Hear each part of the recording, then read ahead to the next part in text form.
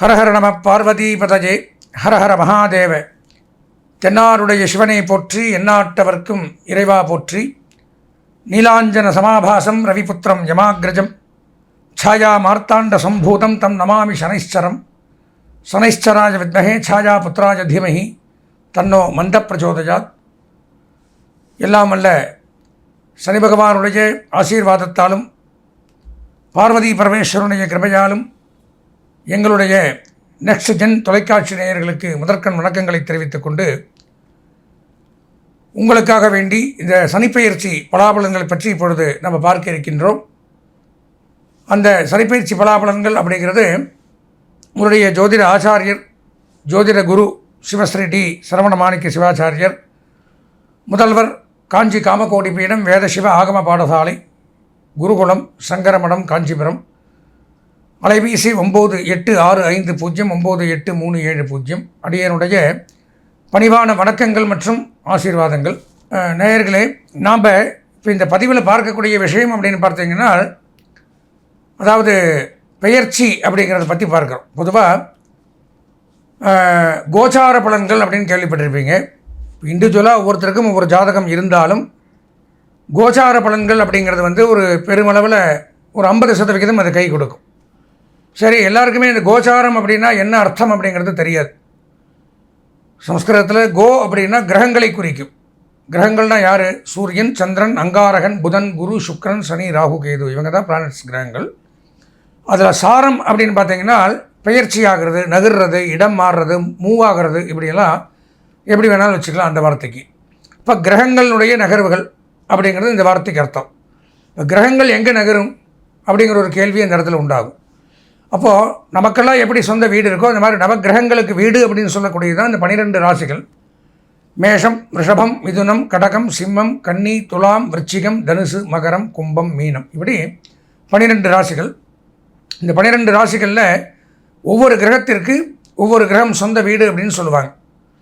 ஏன் சொல்கிறேன்னா, நமக்கு சொந்த வீடு இருக்குது அப்படிங்கிற காரணத்தினால நம்ம பிறந்ததிலிருந்து வாழ்நாள் முழுவதும் யாரும் வீட்டுக்குள்ளேயே கழிக்கிறதில்ல. என்னோடய வீடு இது, இதை விட்டு எங்கேயும் போக மாட்டேன், ஜன்னல் கம்பி கதவை பிடிச்சி நின்றுட்டு இருக்கிறதில்ல. வெளியில் போனால் தான் நம்ம சம்பாதிக்க முடியும், சாப்பிட முடியும், பல வேலைகளுக்காக அங்கேயும் எங்கேயும் அலைஞ்சி தெரிஞ்சுட்டு இருக்கிற மாதிரி கிரகங்களும் ஒரு இடத்துல கட்டி போட முடியாது. ஒரே இடத்துல இருந்தால் உலகம் இயங்காது. அவர்கள் ரவுண்டிங்லேயே இருந்தால் தான் உலகமே இயங்கும். அப்படி இந்த ஒரு இடத்தை விட்டு மற்ற இடத்துக்கு கிரகங்கள் போவதற்கு பெயர்ச்சின்னு சொல்கிறோம். அந்த பெயர்ச்சி ஆகிறதுல பார்த்தீங்கன்னா கால அளவுகள் அப்படிங்கிறது உண்டு. ஒரு கிரகம் ஒரு ராசியில் இவ்வளவு நாள் தான் தங்கும்.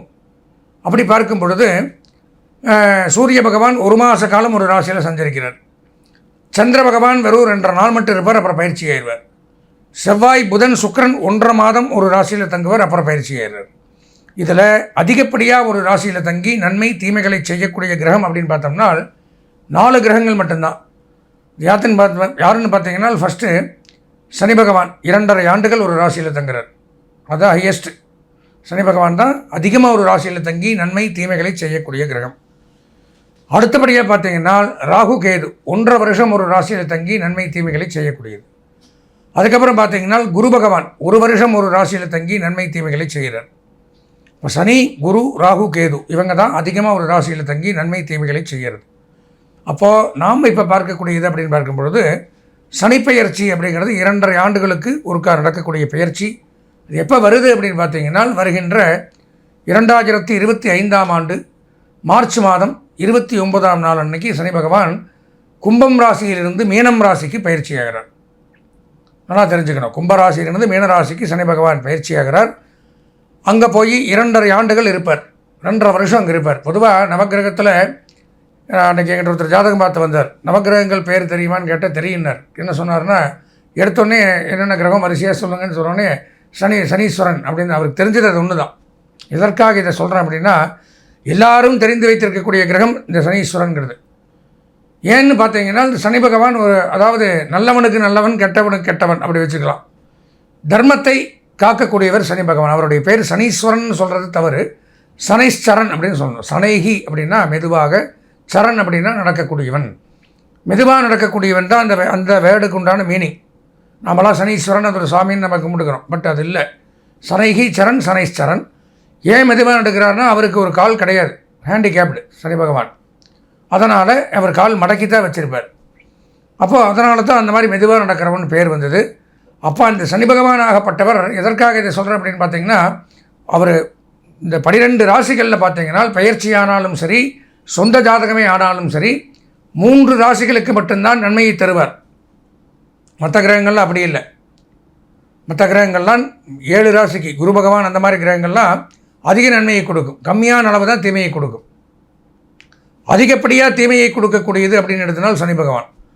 அவர் நல்லது பண்ணுற வீடு அப்படின்னு பார்த்தால் அவர் இருக்கிற வீட்டில் இருந்தது 3ஆம் இடம், 6ஆம் இடம், 11ஆம் இடம். இந்த 3 வீடு தான். 11ஆம் இடம் எந்த ராசிக்கு வருதோ அவங்களுக்கு நல்லது, 3ஆம் இடம் எந்த ராசிக்கு வருதோ அவங்களுக்கு நல்லது, 6ஆம் இடம் எந்த ராசிக்கு வருதோ அவங்களுக்கு நல்லது. மீதி இருக்கிற 9 ராசிக்காரர்களுமே பரிகாரத்துக்கு உடைய பிராயச்சித்தங்கள் பண்ணக்கூடிய ராசிகளாகத்தான் இருக்கும். அதனால தான் அதிகமாக நமக்கு துன்பங்களை கொடுக்கக்கூடிய அவர் தான். அதிகமாக இந்த 3 ராசி சொன்ன பாருங்கள், அதிக நன்மையும் அவர் கொடுத்துட்டு போயிடுவார் போகும்போது. இந்த கிரகங்கள்லாம் கொடுக்காத ஒரு பெரிய நன்மையை கொடுக்கக்கூடியதும் சனி பகவான். அதனால தான் அவரை கண்டு பயந்துக்கிறது. சனீஸ்வரன் கண்டு எல்லாருமே, சனின்னா எல்லோரும் பயந்துக்கிறது. அப்போ இந்த 7 சனி, அஷ்டமச்சனி, அர்த்தாஷ்டமச்சனி, கண்டகச்சனி, காரகச்சனி, மாரகச்சனி, ஜென்மச்சனி, விரயச்சனி, வாக்குச்சனி, பாதச்சனி, வாகனச்சனி, சரீரச்சனி, நிறைய சனி, இதெல்லாமே சனி சம்பந்தமான ஒரு பீடைகள், தோஷங்கள். அது ஒவ்வொரு இடத்துல இருக்கும் பொழுது இந்த மாதிரி ஒரு தோஷங்களை நம்ம அனுபவிக்கிறோம். அப்போ ஏற்பட்ட இந்த சனி பகவான் 2.5 ஆண்டுகள் மீனராசியில் உட்கார்ந்து மீதி இருக்கக்கூடிய இந்த 12 ராசிகளுக்கும் என்னென்ன நன்மை தீமைகளை செய்யப்போகிறார் அப்படிங்கிறத நம்ம விரிவாக பார்க்க போகிறோம். இதில் நான் சொல்லக்கூடிய பலாபலன்கள் அப்படின்னு ஒன்று எடுத்துட்டிங்கன்னா என்னுடைய சொந்த கருத்து அப்படிங்கிறது கிடையாது. இப்போ ஜோதிடர்கள் எல்லாமே ஒவ்வொரு யூடியூப்பில் ஒவ்வொரு சேனலில் சொன்னாலுமே இது கோச்சார பலன்கள். ஒரு 10% தான் இதனுடைய பலாபலன்கள் எடுத்துக்க முடியும். மீதி இருக்கிற 90% அவர்களுடைய சொந்த ஜாதகம். நாம் பிறந்த நேரத்தில் நமக்காக எழுதப்பட்ட சொந்த ஜாதகத்தில் இந்த சனி பகவான் நன்மை தரக்கூடிய இடத்துல இருந்தால் இதில் தீமை நடந்தாலும் பயப்பட வேண்டியதில்லை. அப்போ இதில் என்ன சொல்லியிருக்கார்? 18 சித்தர்கள் நீங்கள் கேள்விப்பட்டிருப்பீங்க. பல ஆயிரம் ஆண்டுகளுக்கு முன்பாக வாழ்ந்து மறைந்தவர்கள் சித்தர்கள். சித்தர்னா என்ன அர்த்தம்? சித்திக்கக்கூடிய, சித்தியாகிறதுனா நடக்கக்கூடியது அப்படின்னு அர்த்தம். சித்தி விநாயகர்னு கேள்விப்பட்டிருப்பீங்க. சித்தியாகிறதுனா என்ன நினைக்கிறோமோ அது நடக்கிறது. அதுதான் உங்களுக்கு சித்தர்னு பேர். அவங்க என்ன சொன்னாலும் நடக்கும் அப்படின்னு பேர். அதில் புலிப்பாணி சித்தர்னு ஒருவர் இந்த பல ஆயிரம் ஆண்டுகளுக்கு முன்னாக ஜோதிட அரிச்சுவடியில் இந்தந்த கிரகங்கள் இங்கே இருந்தால் இப்படி தான் இருக்கும் அப்படிங்கிறத நமக்காக வேண்டி அப்போவே எல்லாம் எழுதி வச்சுட்டு போயிருக்கார். அதனுடைய பலாபலன்களைத்தான் நாம் இப்போ 12 ராசிக்கும் என்னென்ன சொல்லியிருக்கார் அப்படிங்கிறத, தீமையும் வரலாம் நன்மையும் வரலாம், இருக்கிறத தான் சொல்ல முடியும். உங்களை சந்தோஷப்படுத்துகிறோம் அப்படிங்கிறதுக்காக நீங்கள் அப்படி இருப்பீங்க இப்படி இருப்பீங்க சூப்பராக இருப்பீங்கன்னு சொல்கிறது ஒரு நல்ல சேனல் அப்படிங்கிறது கிடையாது. நல்ல ஜோதிடருக்கு அழகு கிடையாது. என்ன இருக்கோ அதை தெரிஞ்சிருந்தால், நமக்கு இந்த 2 வருஷத்துக்கு இப்படி இருக்குது, நம்ம இதை காப்பாற்றிக்கணும், அதுக்கு என்ன பரிகாரமோ அதை செஞ்சு அதிலிருந்து மீண்டு வரலாம்.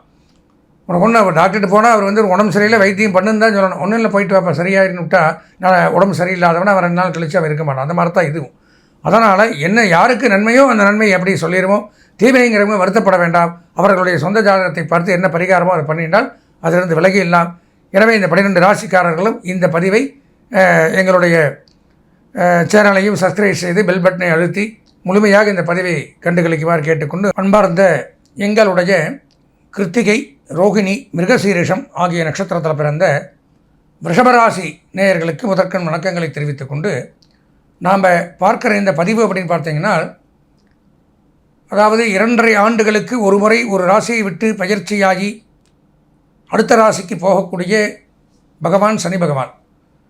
அப்பேற்பட்ட சனி பகவானுடைய பயிற்சி சனி பயிற்சி என்று அழைக்கப்படுகிறது. அந்த சனி பயிற்சியாகப்பட்டது வருகின்ற 2025ஆம் ஆண்டு மார்ச் மாதம் 29ஆம் நாள் நடைபெறுகிறது. அந்த சனிப்பெயர்ச்சி அப்படிங்கிறது ரிஷபராசியான நமக்கு என்ன நன்மை தீமைகளை கொடுக்கும் அப்படிங்கிறத பற்றி தான் இந்த பதிவில் இப்போ நம்ம பார்க்க போகிறோம். பொதுவாக ரிஷபராசி அப்படின்னு எடுத்துட்டாலே சுக்கிரனுடைய ஆதிபத்தியத்தில் வரக்கூடியவர்கள், அழகாக இருக்கக்கூடியவர்கள், ஆணாக இருந்தாலும் பெண்ணாக இருந்தாலும் அழகோடு மகிழ்ச்சியோடு இருக்கக்கூடியவர்கள், பொருளாதாரத்தில் எப்போவுமே குறைவில்லாதவர்கள், தான தர்மங்கள் செய்வதில் வல்லவர்கள், பல பிறக்கும் பொழுதே வசதியோடு பிறக்கக்கூடியவர்கள், அதாவது விருப்பங்களை அதிகமாக கொண்டவர்கள். பெண்ணாக இருந்தால் ஆண்களின் மேல் விருப்பம், ஆண்களாக இருந்தால் பெண்களின் மேல் விருப்பம். இது எல்லாருக்கும் இருக்காது. சில பேருக்கு தான் இந்த மாதிரி அமைப்புகள் உண்டு. ரிஷபம், துலாம் இந்த 2 ராசிக்காரர்களுக்கு அது இருக்குது. இயற்கையாகவே அதிக ஈர்ப்புகள் அப்படிங்கிறது இருக்கும். அப்பேற்பட்ட மகாலட்சுமி கடாட்சம் பொருந்திய ஒரு ராசி. ஏன்னா லக்ஷ்மி சுக்கிரனுக்கு அதிபதி மகாலட்சுமி. லக்ஷ்மி கடாட்சம் அப்படின்னால் செல்வம், சௌபாகியம், கீர்த்தி, புகழ், தனதானியம் இவையெல்லாம் இருக்கக்கூடிய தங்களுக்கு இத்தனை நாட்களாக சனி பகவான் 10ஆம் இடம் தொழில் ஸ்தானம், ஜீவனஸ்தானம், கர்மஸ்தானம் அப்படிங்கிற இடத்துல இருந்து தொழிலில் முடக்கத்தை கொடுத்தார். அன்றாட வாழ்க்கை ஜீவனத்தில் பிரச்சனையை கொடுத்தார். முன்னோர்களுக்கு கர்மா பண்ண வேண்டிய ஒரு சூழ்நிலை, முன்னோர்களை இழக்க வேண்டிய ஒரு சூழ்நிலையை கொடுத்து வந்த சனி பகவான் இந்த பயிற்சியின் வாயிலாக 11ஆம் இடம் லாபஸ்தானம் அப்படிங்கிற இடத்துக்கு வர்றார். நான் முதல்ல சொல்லியிருக்கேன், சனி நல்லது பண்ணக்கூடிய ராசிகள் அப்படின்னு எடுத்துட்டால் 3, 6, 11. அதில் 11ஆம் இடத்துக்கு உங்களுக்கு வரதுனால மிகச்சிறப்பு டாப்பில் இருப்பீங்க. 2.5 வருஷத்துக்கு மிக மிக அருமை அப்படின்னு சொல்லக்கூடிய ராசி ரிஷபராசி. 4 கிரகமே நன்மை, சனி, குரு, ராகு, கேது. அதெல்லாம் தனித்தனியாக சொல்லுவேன். ஒரு பயிற்சியிலையும் சனி பயிற்சி மிகச்சிறப்பாக இருக்குது. அது புலிப்பாணி சித்தர், அதாவது 18 சித்தர்கள் ஒருவரான புலிப்பாணி சித்தர் இந்த 2ஆம் இடத்திற்கு சனி பகவான் வந்தால் என்னென்ன நன்மைகளை கொடுப்பார் அப்படிங்கிறது தன்னுடைய பாடலாகவும் விளக்க உரையாகவும் கொடுத்துருக்கார். அதைத்தான் நாம் இப்போ பதிவில் பார்க்க போகிறோம். அதாவது ஆமனவே சனி 1, 2, 4, 5, 7, 8 10 நாமனமே நாடி வரும் அலைச்சல் உண்டாம் போவனவே தனதானியம் சேதமாகும் பொல்லாத பிழையும் வழக்கு தேரும் ஆமனவே ஆச்சாரம் குறைந்து போகும் அப்படின்னு சொல்லி பாடியிருக்கார்.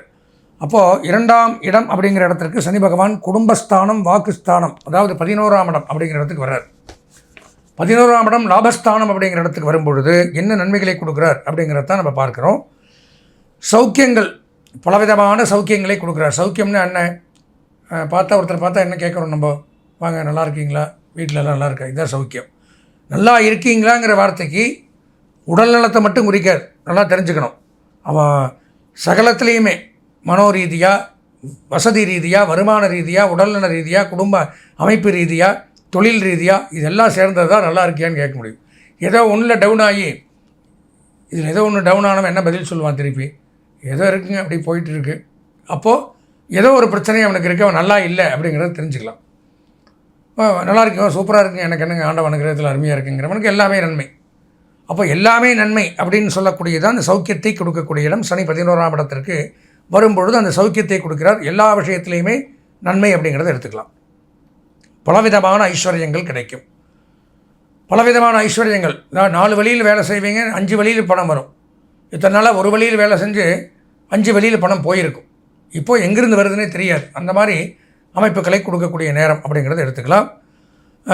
லாபம் அதிகரிக்கும், செய்கிற தொழிலில் லாபங்கள் அதிகரிக்கக்கூடிய ஒரு நேரம் அப்படின்னு சொல்கிறாரு. மேலான கீர்த்தி உண்டாகும். மேலான கீர்த்தினா என்ன, நம்ம கூட 1000 பேர் நின்றிருந்தாலும், 1000 பேர் நம்ம கூட வேலை செஞ்சாலும், பரீட்சை எழுதினாலும் நாம் தனியாக நிற்கிறது, தனியாக தெரியுது. இப்போது எத்தனையோ பேர் கிரிக்கெட் விளையாடினாலும் அதில் சில பேர் தானே தெரியுது பேர். ஒரு டீமில் 11 பேர் விளையாடுறான், அதில் ஒருத்தன் தான் ஃபேமஸ் ஆகிறான், சதம் அடிக்கிறான், மேன் ஆஃப் தி மேட்ச் வாங்குகிறான், மீதி 10 பேர் எடுபடுறதில்ல. அந்த மாதிரி இத்தனை நபர்கள் நான் குறிப்பிட்டு சொல்ல முடியாத ஒரு சூழ்நிலை. சில விஷயங்கள் பொதுவாக சொல்ல முடியும். அப்போது கிரிக்கெட் அப்படின்னாலே ஒருத்தர் பேர் மூளைக்கு வந்துடும். அந்த மாதிரி இந்த உயர்வான கீர்த்தி அப்படிங்கிறது நம்மளுடைய ஸ்தானத்தில், நம்ம பண்ணக்கூடிய தொழிலில், நாம் இருக்கிறதுல நம்ம அந்த இடத்துக்கு வருவோம். நம்ம கூட 1000 பேர் சுற்றி இருந்து நம்ம செய்கிற காரியங்களை செய்தாலும் நாம் தனியாக தெரிவோம் அப்படிங்கிறதான் உயர்வான கீர்த்தி அப்படிங்கிறத கொடுக்குறாரு. அதே மாதிரி உக்ரஸ்வபாவம். சுபாவம் அப்படின்னா திடீர் கோபங்கள் வருமா. உக்ரம்னா கோபம், திடீர்னு கோபதாபங்கள், மற்றவங்களை கடிஞ்சிக்கிறது, அதெல்லாம் கொஞ்சம் பார்த்து ஜாக்கிரதையாக இருந்துக்கணும். பிறரின் ஸ்திரீ, பிறரின் தனம் இவைகள்லாம் கிடைக்கும் உங்களுக்கு. அதாவது ரிஷபராசிக்கு இந்த 2 வருஷத்தில் அந்நியருடைய பணங்கள், அதாவது வாரிசு இல்லாத சொத்துக்கள்லாம் நம்மளை வாரிசாக போட்டு நமக்கு கிடைக்கக்கூடிய அமைப்பு அப்படிங்கிறது உண்டாகுது. அவற்றின் லாபமும் உண்டாகும். அதை வைத்து நீங்கள் பல தொழில் பண்ணி லாபத்தை சம்பாதிக்கலாம். கலத்திரத்தால் அனுகூலம், திருமண வாழ்க்கையின் மூலமாக அனுகூலம், திருமணம் ஏற்படும், தடைப்பட்ட திருமணங்கள் நிச்சயிக்கப்படும், குழந்தை இல்லாத தம்பதிகளுக்கு குழந்தை பாக்கியம் அப்படிங்கிறதும் ஏற்படுது, வம்ச விருத்தி ஏற்படுது, பொருளாதார ரீதியாக நன்மை. அதாவது ஏற்கனவே கணவன் மனைவிக்குள்ளே ஒரு கருத்து வேறுபாடுகள், பிரச்சனைகள், சண்டை சச்சரவு, இதனால் எல்லாம் பிரிந்து போன்றவங்களாம் இப்போ சேரக்கூடிய அமைப்பு அப்படிங்கிறதும் ஏற்படுது. நினைத்த காரியங்கள் கைகூடக்கூடிய அமைப்பு அப்படிங்கிறதே உண்டாகிறார். பிறர் மதிக்கத்தக்க ஒரு வாழ்க்கை. அதாவது நம்மளை சுற்றி நிறையா பேர் இருப்பாள், அதில் சில பேர் தான் சில பேர்கிட்ட பேசுவான், நமக்கு தெரிஞ்சவனே இருந்தாலும் நம்மக்கிட்ட பேச மாட்டாங்க. ஏன்னா அவனுடைய ஸ்டேட்டஸுக்கு தகுந்த மாதிரி நம்ம இருக்க மாட்டோம். அப்போ இப்போ இந்த மாதிரி சூழ்நிலை சனி பகவான் 11ஆம் இடத்திற்கு வரும்பொழுது நம்மளை மதித்து பேசக்கூடிய அளவு, நம்மளே ஒதுங்கி போகிறோம், சார் கண்டுக்காமல் போகிறீங்க, நல்லா இருக்கீங்களா, எப்படி இருக்கீங்க, பார்த்து ரொம்ப நாள் ஆச்சு, இப்படியெல்லாம் தானாக நம்மள்கிட்ட பேசக்கூடிய அமைப்பு, அந்த கௌரவம், அந்தஸ்து, நமக்கு உண்டான இதெல்லாம் கிடைக்கும். இந்த மாதிரி 11ஆம் இடத்துக்கு சனி வரும்பொழுது அதே மாதிரி பார்த்திங்கன்னா தன்னால் பர்மனண்ட் ஆகாத தொழில் அப்படிங்கிறதெல்லாம் பர்மனெண்ட் பண்ணுவாங்களாம். அதாவது நிரந்தர பணியாளர்களாக மாட்டாங்க. அதாவது டெம்பரவரி ஜாபில் இருக்கக்கூடியவர்கள் பர்மனன்ட் ஜாப் அப்படிங்கிறது கிடைக்கக்கூடிய அமைப்பை சனி பகவான் ஏற்படுத்துகிறாரு. மிகச்சிறப்பான ஒரு அமைப்பு அப்படிங்கிறத எடுத்துக்கலாம். அது அதாவது பல காலத்தில், இதுக்கு முன்னாடி காலத்தில் அடைந்த நஷ்டங்களை எல்லாம் இப்பொழுது திரும்பி பெறலாம், அடைந்த நஷ்டத்தை விளக்கலாம், இழந்ததை திரும்ப பெறலாம் அப்படிங்கிறதையும் போட்டிருக்காரு.